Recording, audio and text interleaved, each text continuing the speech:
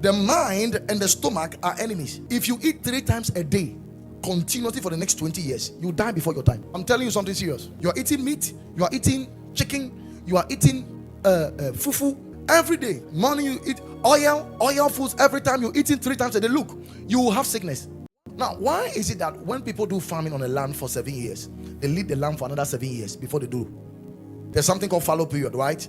Those who studied are Greek. So even, can you imagine, even the earth is alive. When you grow crops on it for some time, the nutrients that produces fruit dies. It weakens.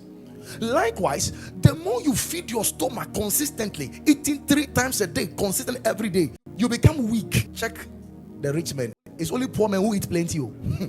I told you of how I went to Alisa Hotel for their lunch, their buffet lunch, and I saw some white men and some rich men there. And if you know the buffet is serious, it's really buffetizing. And the rich people just went there. In fact, the first time I went there, they went there and then they take salad, carrots, some of the names I don't even know. Then they take it, they put it in small saucer. They come in there and I say, hey, I've paid 400 Ghana cedis saucer. I'll keep myself today. So I took a huge bowl, took fried rice, took jollof rice, took chicken 4, took meat. It's buffet now, you understand? And I went to put it down, and I went to take another bowl, and I took salad, the salad of all different kinds. And I saw that as I was going, the rich people were watching me like this. And I was going, I said, and for me home. Mediewu and for me home. 400 Ghana cedis. I didn't know it was death. So you see, you should give yourself to fasting at least twice a week. I'll tell you why some of you failed in your exams, because you ate before writing the exams. You write exams with water in your stomach. My God, you just check it. Anytime you have not eaten, you realize you are very active. You are very focused. When you are reading, the thing enters. You try eating 5 balls of banku and start reading John 3:16. That's when you realize you are just dozing off like that. Nothing enters. Because when you are full, you full. Give yourself to fasting. It has an effect in your mind. It has an effect in your soul. It has an effect in your spirit. It has an effect over your flesh, and it has an effect on your body.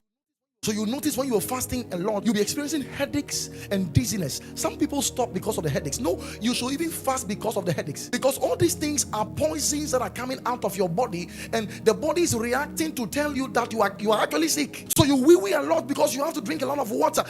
So by the time you realize you are more healthier, it will change something about your life. It will make you so conscious of God. Look, fasting does not necessarily bring power. We need to understand that. But fasting shapes your heart in a way power can flow. Because anytime we are in fasting, we are starving the flesh to starve the spirit. Because you see, the more strengthened your flesh is, the more limited God will be in your life. The more the flesh is strengthened, the more limited God is. Which is what the Bible tells us consistently, to mortify the flesh, to deaden it, to deprive the flesh of its power. Look, God can raise the dead through you. I'm telling you.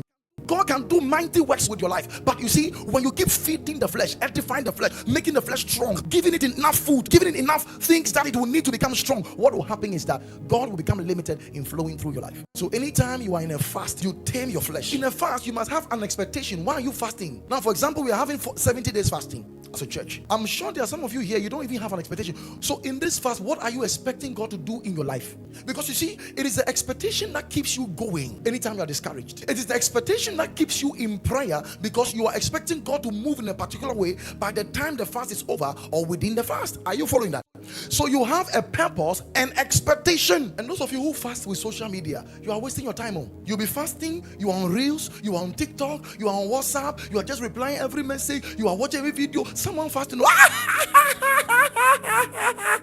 then you scroll again. Look, in a fast, you are trying to say that the same things I was doing when I'm not fasting, I can't repeat them in the fast, because I'm using that time to focus on God. Fasting is not abstinence from food. Fasting is abstinence from food for the purpose of seeking God. If that one is not part, it's not fasting. So if no time is made available to God, it was not a fast.